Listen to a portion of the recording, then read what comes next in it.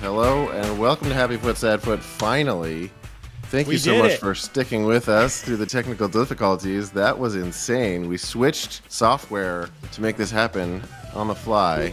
Thank you to everyone who stuck with us. We are here. I'm Darren Miller. I'm here with my co-host. I'm Travis Helwig, and we're joined by the smartest man in LAFC, Vince Rosa. Okay, let's talk about a game that, when we got out of it, felt very scary. I feel very happy that we got a point in Seattle. Seattle never loses at home. And if you told me at the beginning of the day, Andrew in the chat said this, if you told me in the beginning of the day that we walked away with a tie, I would be very happy. And so I am choosing right now to be happy. How do you guys feel? I'm choosing to not believe you one bit. If I feel like there's just a simmering resentment. I would actually like to start with a question for you guys, because me, as you guys have self-proclaimed me the soccer expert, for you guys, the self-avowed non-soccer experts, did you enjoy a 0-0 game? Were you able to shed your American bias on scoring and having everything and touchdowns and 6 points and whatever else? Did you actually enjoy a game with 0-0, no score? I'll say I found it a very frustrating game to watch, but that had nothing to do with there not being a score.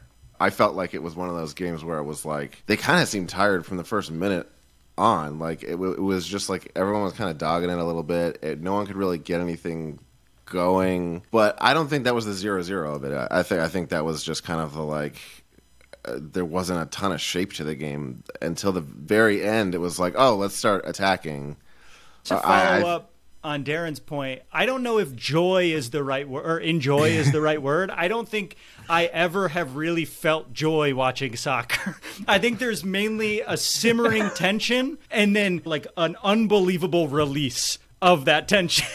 I don't think I'm ever happy when I'm watching. So I would say what that game was a lot of tension and then just a little release at the end when we came away with a tie. I mean, we should have fucking won that game if Opoku put away that shot at the end. Yeah, to be fair, you're staying consistent with the vibe I was getting from you when you said, I feel better now, although you did not, your face did not reveal the better. And to your point about Mahala, I don't know if you guys remember this, but I think somewhere Christian Ramirez is smiling after that miss because it was very oddly similar, although I would say Ramirez is still a little bit better. It's still a little bit better chance. But yeah, very much had the opportunity to steal all 3 points, and that's tough. So Vince, I mean, what I outside of it being the 5th game we played in like 14 days or whatever, and we seemed tired, what did Seattle do to kind of muck up our play in 80 minutes of the game? It really felt like we were not in control until the final 10 minutes of the game. Maybe the first 10 and the last 10, something like that. Yeah, I think that's fair. I think the first 15 minutes I thought LAFC were good, and I was like, oh, maybe they're not so tired.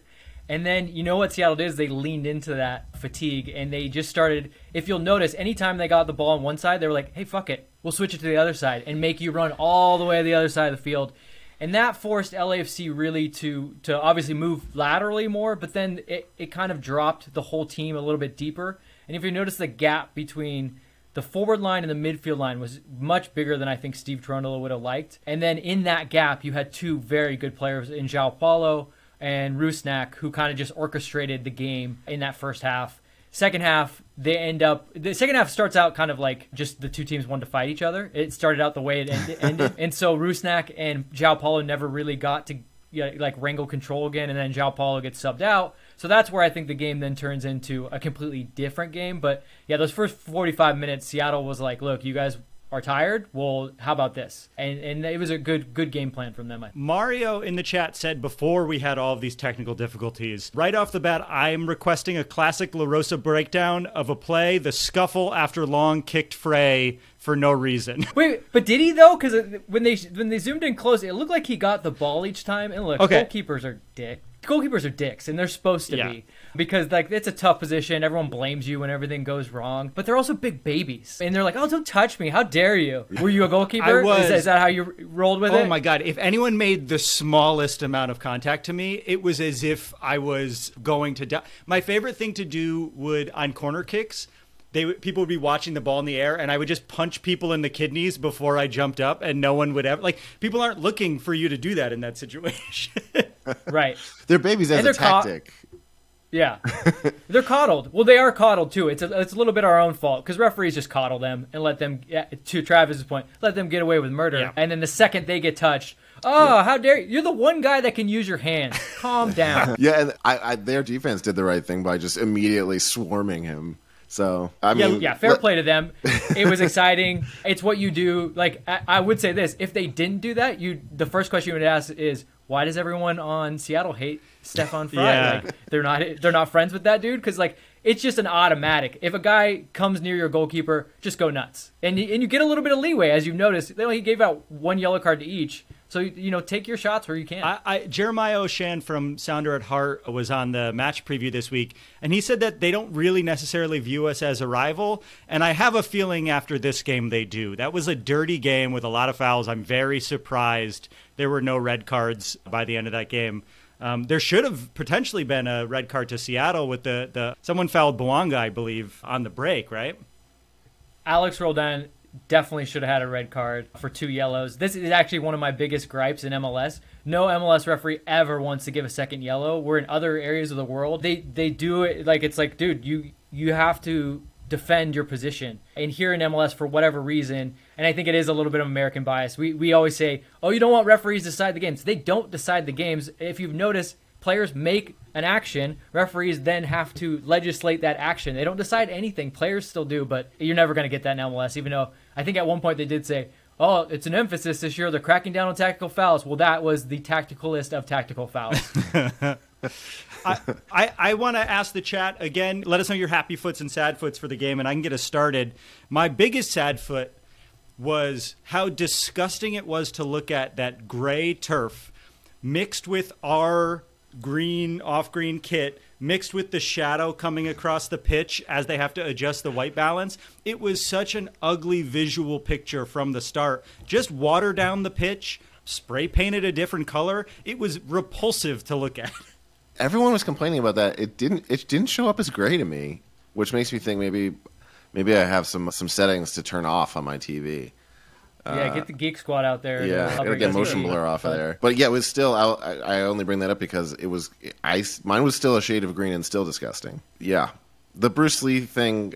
Bruce Lee's very cool, but sorry, that's not. The kit's not good. It's not a thing. It's not good. Yeah. First of all, why red and yellow? It should be mostly yellow. The greatest Bruce Lee outfit of all time is from, I believe it's Enter the Dragon, is when he wears the yellow outfit that then got used by Tarantino and Kill Bill. Like, go mostly yellow. And honestly, that would fit more Sounders. It looks like an RSL kit. And look, just because you put a subliminated dragon on it, what makes it Bruce Lee? I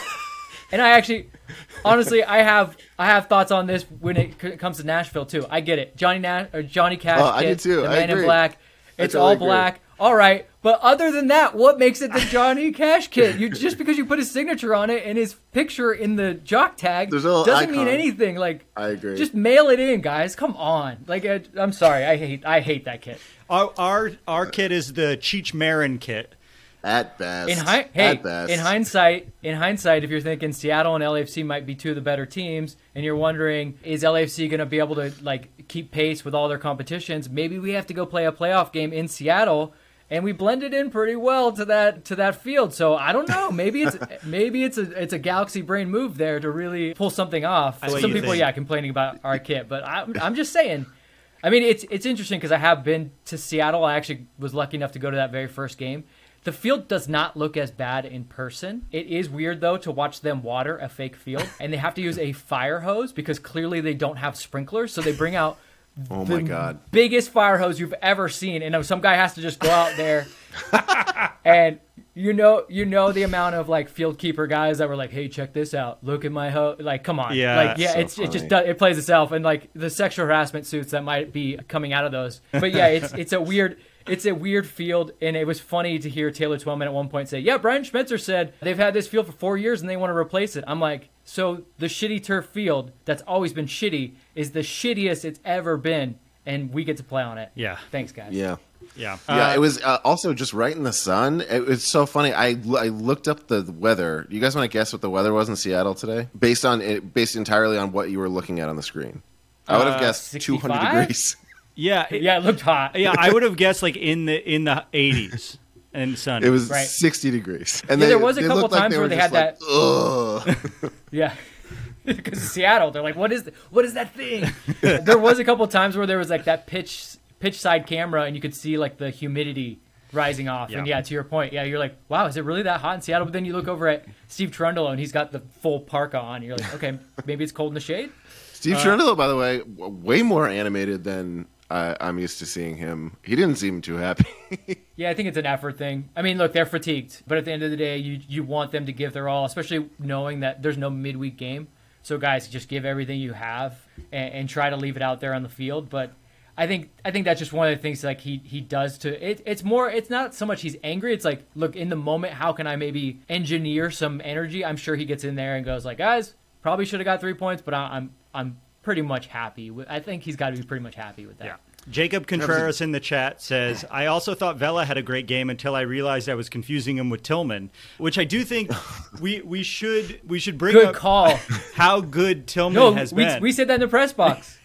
Oh, really? Well, no, just the way he plays. But yeah, for some reason, from far away, when you look at the two of them, they just, I don't know, the hair like fits, the kind of height and build fits. That's fine. But Tillman you looks just immediately so fast. Like he seems so confident on the ball. Some incredible footwork from him. Like he's exceeding my expectations for sure. I think that's why he's starting. I love Jose Cifuentes. I picked him at the beginning of last season to have a real breakout year and kind of announce himself to all MLS, and he did. This season, been a little bit lethargic, hasn't been as sharp. Is it because he thought he was maybe going to get a move? I don't necessarily think so because I've talked to him, but even if he says no, that's still gotta play in your mind just a little bit. I was gonna ask you that because I know you're not gonna rat out any rumors you've heard, but it like I remember Diego Rossi and the way he played when he wanted to be moved, and Diego Rossi was not Diego Rossi for the first half of that season, and we suffered because of it. Mm-hmm. Diego is a little different because I think Diego was on like a lot. Look, when these guys come, they have like a timetable in their head. I'm going to MLS. I'll give 2-3 years. I'll give my best seasons, and then I'm out of here. And honestly, the club sells them on that. It says, like, here's our plan for you. Diego, I felt bad for because, like, it was time for him to go, and then a pandemic hit, and no one's buying any players. Yeah. And so it's like, sorry, bud, you got to stick around. And he's like, well, if I got to stick around, I'm just going to kick dirt and do whatever. So I think that was more realistic. I think if Sifu's thing is a thing, I think it's maybe more in the back of his head than actually, a thing. Because, look, you want a big move. Also, his contract is up at the end of the season, which can benefit him because when your contract's up, you can start to negotiate in the summer for a new contract with a new team. Teams can't do that until they have to negotiate with the team. So that's good. But the side of it that people don't look at is, what if he gets injured? What if he does his ACL? So whether he actively thinks about that or not, he's like, I'm on the cusp of something. I either need a longer contract to take care of me if I do get injured, or I need to move on and take care of that. So it's one of those things that can always be in the back of your head, whether you know it or not. Ross in the chat, who I want to apologize to, I know was trying to call in on our old software before we had to switch to this. So sorry we can't chat with you, Ross. Hopefully we can after next game. Their happy foot is us actually playing a homegrown, which was a pretty cool moment to see. How do you say his name? You tell me. Dueñas. Eric Dueñas playing decently after that first turnover, like almost immediately, or he got nutmegged immediately. Yeah, it's like, welcome to the league, kid. But yeah, it was cool to see. He's been on the team for 2.5 years and never played. Well, he had a really bad injury. He around the same time that it was either Mahala or Eddie Segura did their ACL, he did his as well. So really bad injury. And then from there, he was actually He started out, Bob brought him in as a right back. He actually started to move positions more into a central midfielder than does his knee. So it's like, you're learning a new position. You hurt your knee really bad. But yeah, it was really cool. Dueñas, as they noted on the broadcast, still the 5th youngest player ever to play in an MLS game, which is really cool. That's awesome. Travis, did you give a happy foot? Oh, my happy foot that I wrote Dueñas' first game. I wrote down Aaron Long's shithousery, which that was shithousery. The goalie's going to have that ball. You're just trying to get in their heads. And then I also wrote Tillman's footwork. Just watching Tillman play has been the big surprise excitement thing for me this year. Darren, do you have any happy foots or sad foots? The fact that they seemed tired the whole game was my sad foot. They couldn't put anything together. It was a 0-0 game. If there were goals, it still would have felt like a 0-0 game. And then happy foot, it seemed like we shut down Jordan Morris pretty well. I know, Vince, that was part of your preview of the game, that was one of the keys that we needed to take care of him, and it seemed like they did pretty well. We didn't even plan this because look at this transition. My happy foot is Sergi Palencia, which I think is the big reason why Jordan Morris was shut down. Sergi Palencia was incredible in that game, especially defensively. He's not Ryan Hollingshead going forward, right? But defensively, he's just so resolute.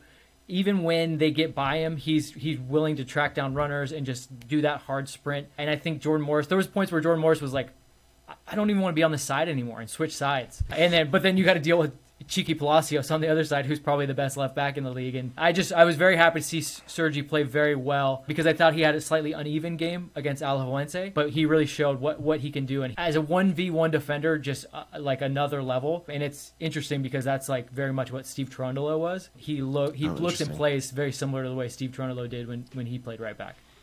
There was one point, I think it was toward the end of the first half maybe, where Morris was about to get a shot off and just got blocked. And I was just like, okay, he's still getting shut down. Yeah. He's like, well, I guess it's not working. Jordan Morris always looks to me like a guy who would bully me in high school. And so when he doesn't succeed, I'm like, that's good, you little like meatball of a man. Like, I don't like... Yeah, he's so dense. Can we talk about that? He's a weird body shape. Yeah, he's dense. He's like his shoulders are too high. Yeah. Like, he's like, is he wearing pads? Or, I don't know. He looks like, he looks like a high school wrestler almost. Just like thick and little, and just like he'll run you over. Mm-hmm. I also have a default rule that there's usually like one guy with bleached blonde hair on the pitch, and that's the guy I want to see fail. Yeah, Stefan Fry too, though. Yeah, also a terrible beard, Fry. Yeah, not like I can talk, but sorry. Couple more things in the chat. Your beard's beautiful, Darren. You're beautiful. I hope everyone agrees. Thank you, Travis. Oh my God, thank you so much. AO says happy foot not losing, sad foot no finishing. Which is, I think the best. So that's almost like a haiku of that game. Leonardo says his happy foot is Aaron Long's performance, which we should talk about because I don't like Aaron Long, and I feel like Aaron did a great job. I have things prepared for this. I wanted to get to just, can we convince Travis to come around on Aaron Long as a segment of this post-game live stream?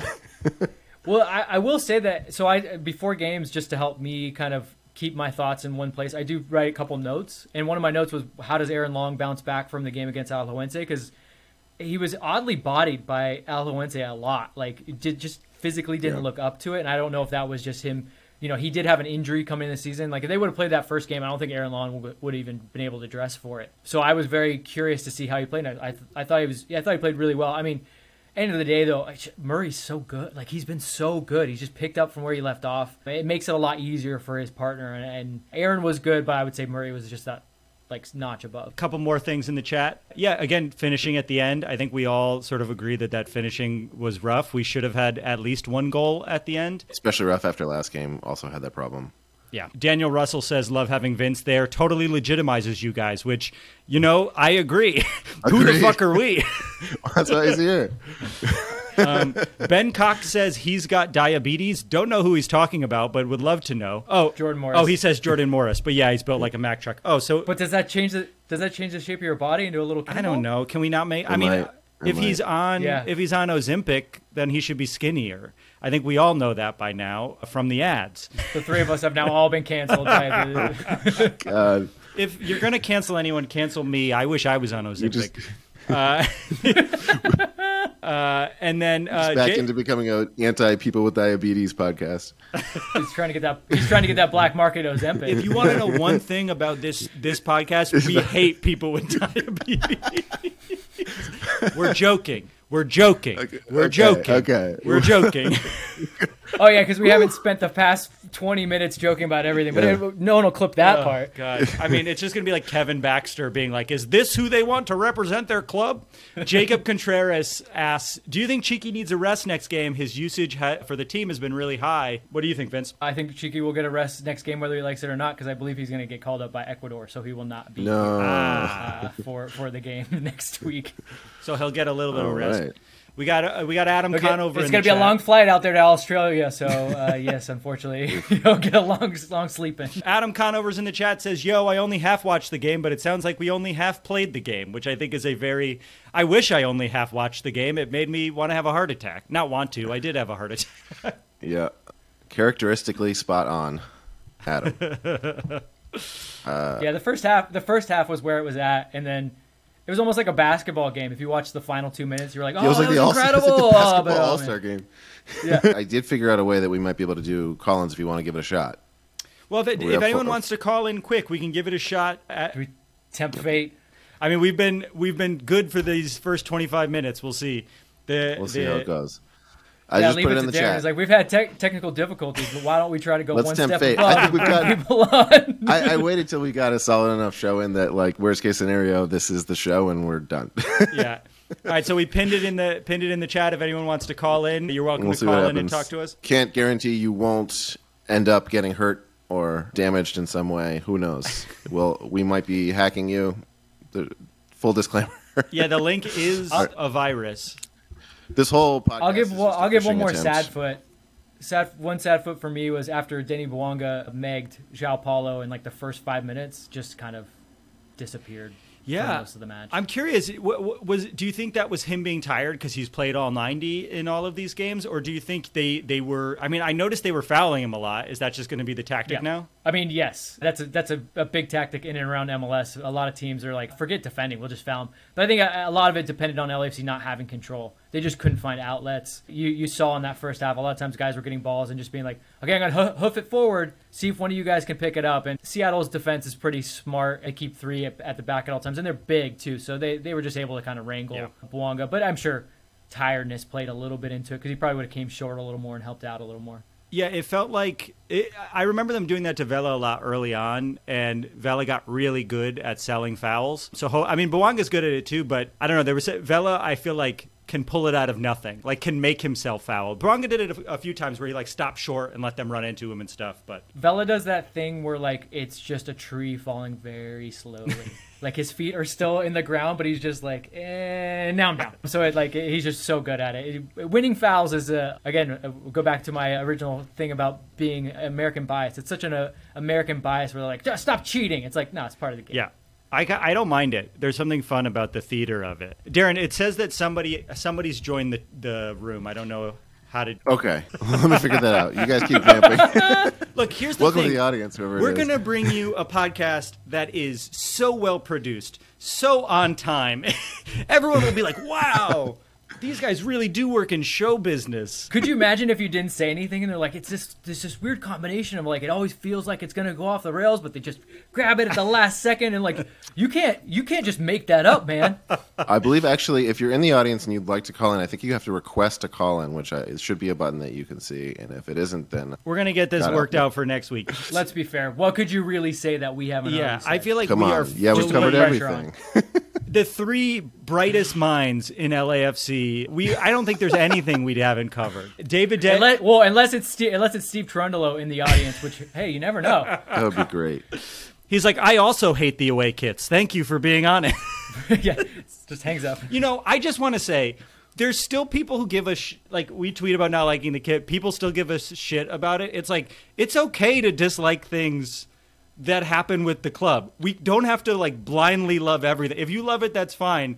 But universally the world has agreed that we have a really bad secondary kit. You're in the minority there. It's just not the worst. And at least to be fair to you guys, you're not saying like, oh, this is the way we feel and you should too. You're just saying like, I just don't like it. That's okay. Yeah. David Day says it's a win due to the circumstances. I didn't have fun watching that game. I'm very thankful that we're still undefeated and we come out of one of the hardest atmospheres with a point, especially knowing we were outplayed. That feels good. Ben Cox wants some background on the rug behind me. Well, Ben, it's nice you call it like a tapestry. Thank you, Vince. It's a tapestry. It's not a rug. And what I did was we have this like little basement area in my house. And I knew we wanted to record the podcast, but it was like a very echoey basement. And so I said, I'll put a fucking tapestry on the wall, not a rug. And what I liked about this tapestry is, I don't know if you could see it, but it's a man failing to hunt a deer. His dog is pulling him and he's out of control. And then this person's just kind of watching and laughing. So this is the sort of LAFC podcast content you get at Happy Foot Sad. This is important stuff. It's very White Lotus-esque. Yes, thank you. Thank you. It is a little. I'm the Mike White of soccer, I'd say. And we will let you in the audience decide what that means. Yeah, we don't know. Andrew Lomanelli says, about to get on the Transformers ride. Thanks, guys. That ride sucks. You're going to feel very nauseous soon, so have a fun time. Daniel Russell said, Russell? What the fuck am I doing? Daniel Russell says, I'm here for the tapestries is the new logo. Okay, we have Jacob Contreras calling in. We did it. Is it going to work? We've got a guest. Wow. Yes! Here we go. Yes! We finally did it. We did it. Welcome to the podcast, Jacob Contreras. Thank you for joining us. Thank you for solving the prophet's riddle and getting through the obstacle course and making it onto the live stream. It's okay. So my question was, do you think our final three with Bayuk, Mahala, and Bouanga is our best front three?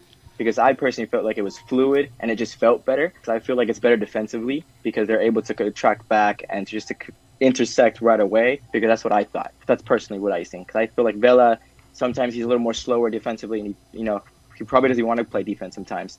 So I just thought maybe that's potentially our best three, or what do you guys think? Travis, would you like to take this one? How dare you? The fact that you knew I was about to throw to you is upsetting to me. I'll answer that. Yeah, I agree with you, Jacob Contreras. They felt more fluid. I don't know if that's always our best three, but Vela seemed very tired. Didn't he just play 90 against Alaluense? He seemed like his legs were tired. And Stipe, he has a heavy touch sometimes, but really brings energy. And him and Opoku together are hard to keep up with. Darren, why don't you take it before we send it to Vince? No, I agree. I agree. I like fresh legs. I mean, this game was a good example of the fact that you need fresh legs up top. You need the energy there. So yeah, that's usually Bouanga.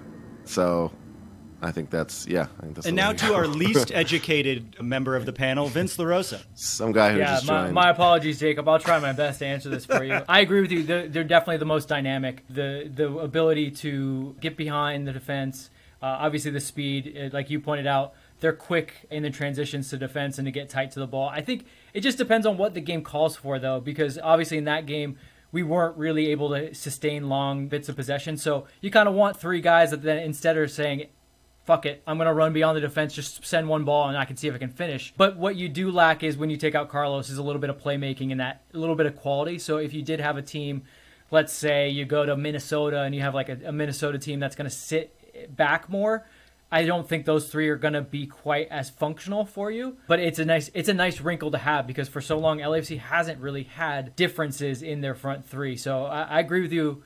Very dynamic, very fun to watch. And so it just depends on the matchup. I will add, I mentioned this last show, I think, or I don't know how many shows ago. There's a lot of them because there's a lot of games. I We're remember in over Vela our heads, coming on. I remember Vela coming on in like the 70th minute, feeling pretty cold and playing pretty cold. So I don't love that.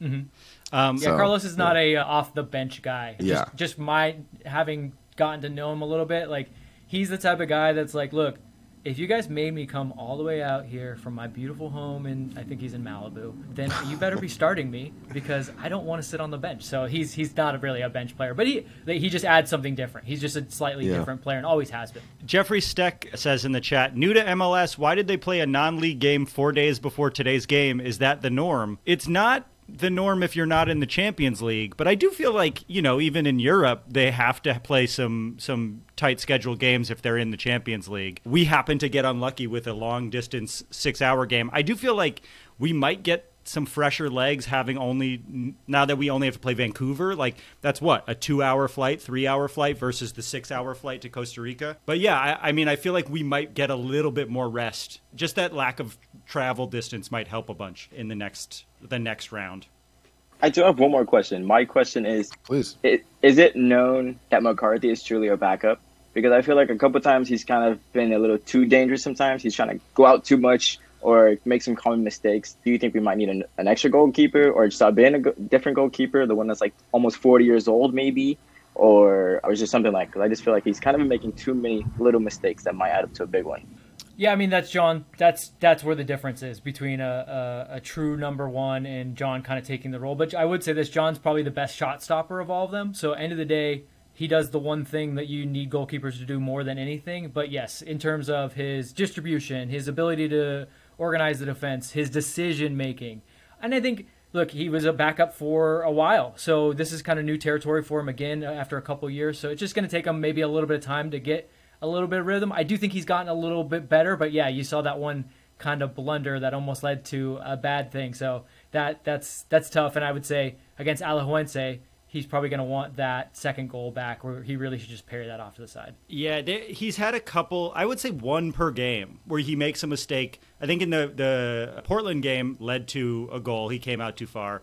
Once per game, he's like making little mistakes that are we're like, you can't do that in the fucking playoffs. I don't know if Max will be back by then, but that's going to add up. Mario asks, how do y'all think the rotation will work in the next stretch? Vince, that's for you. Well, there's not going to be, there will be need for rotation. Like we said, there's going to be some guys going to join their national team. So expect a very interesting lineup against Dallas. And then as it pertains, we don't play again in midweek till the week of April 4th. So I think you'll see your best lineups heading into that. It seems like Steve's like, we go the number one lineup in Champions League, and then I'll just pick and choose the guys that are slightly tired in the weeks in between. Yeah. Yeah, and AO in the chat then says, Athlete's Foot, which is Darren's creation from last week. Athlete's Foot, Seattle looked boring. Nothing too scary happened.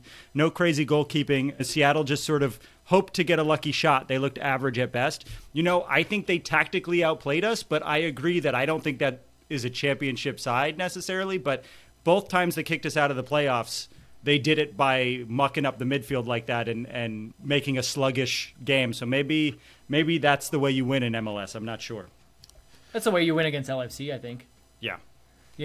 One of my biggest pet peeves is when people go like, "Oh, they figured us out." I've got news for you. Every single team knows like the weakness of every single team. Now, whether or not you can do that is a different story. Seattle has a very good midfield, and they have a very good coach, and they have good players from top to bottom. They can do that. Can all teams muck up the midfield? No.